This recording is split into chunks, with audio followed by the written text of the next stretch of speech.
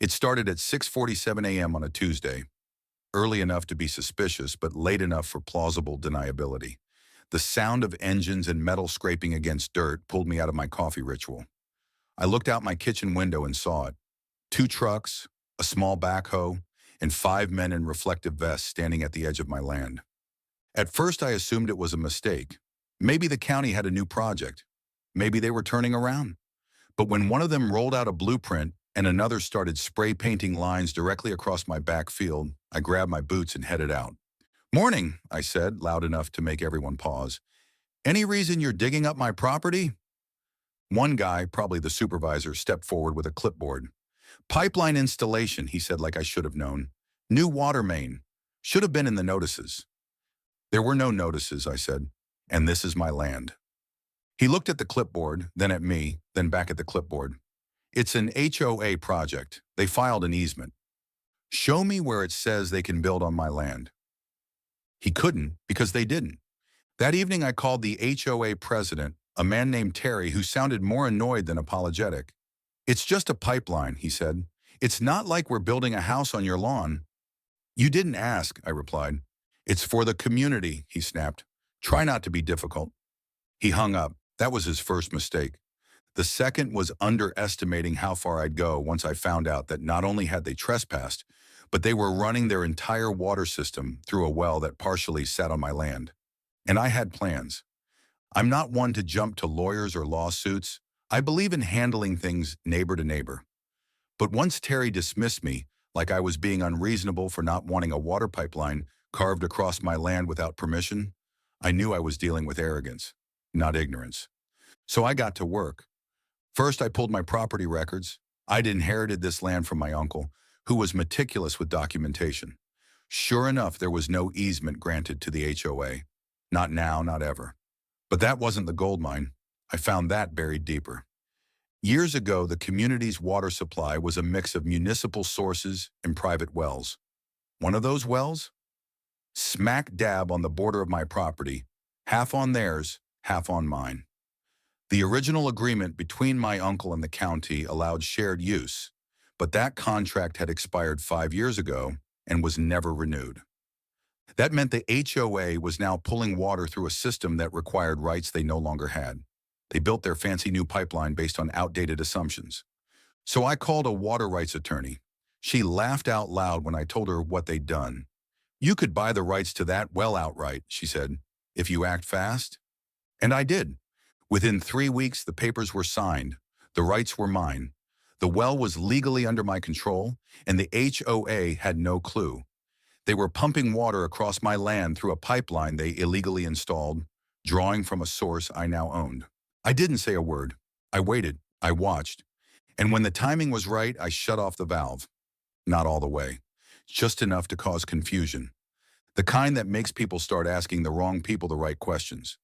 It took exactly 36 hours for the complaints to start.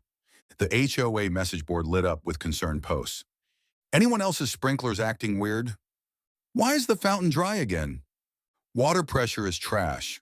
What are we paying dues for?" I didn't comment, but I read every word. Terry, the HOA president, posted a reassuring message about a minor technical glitch with the new system. He said they had their best contractor on it. That made me chuckle, because no contractor in the world could fix what I'd done. By the third day, they were in panic mode.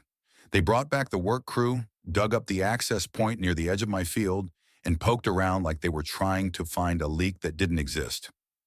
That afternoon, Terry knocked on my front door again. This time, he wasn't smug, he was sweating. "Look, we might have made an error in the paperwork," he said, forcing a smile. "There's a chance we crossed over your property line. We're hoping to work something out." "Oh, you definitely crossed my property line," I said, handing him a folder. Inside, a copy of my deed, a survey map showing the pipeline's path, and most importantly, a document proving I now held exclusive rights to the well. Terry didn't speak for a full 10 seconds. "You bought the water?" "I did." He blinked, absorbing it all. "You shut it off?" "Not yet," I said. "But I could.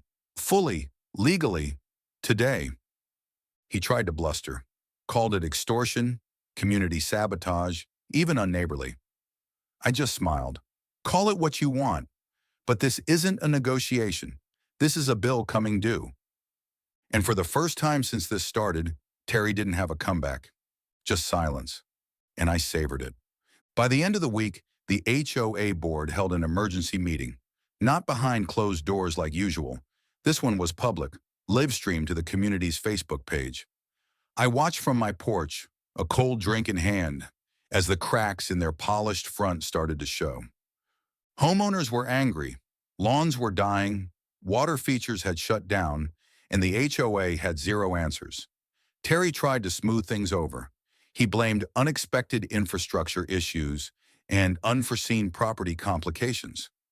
He never mentioned me by name, but when a neighbor asked if the water rights had been secured, he dodged the question so hard it was almost a confession. The next day they came back with a formal letter offering to resolve the misunderstanding with a one-time payout for use of my land and shared access to the well. I declined. Instead, I gave them two options, also in writing. Option 1, remove the pipeline, revert the system, find water elsewhere.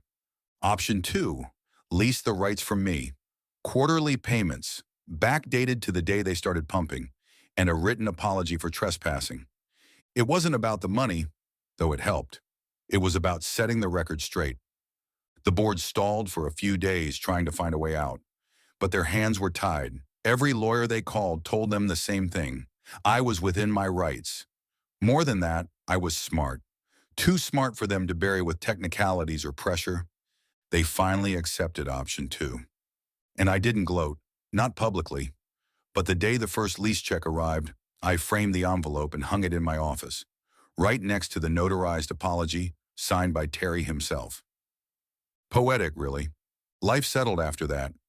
The pipeline still runs beneath my land, but now it does so with my signature on a lease and my terms in writing. Every 3 months, I get a check from the HOA, like clockwork. The amount isn't outrageous, but it's enough to feel satisfying. More than anything, it's a reminder that sometimes the best revenge isn't loud, it's legal.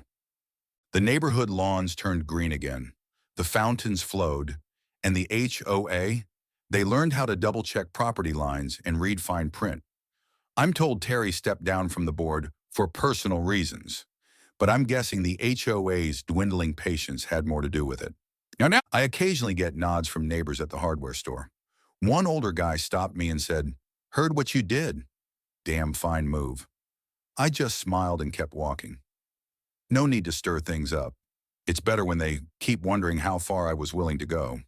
Truth is, I wasn't out for revenge when it started. I just wanted respect.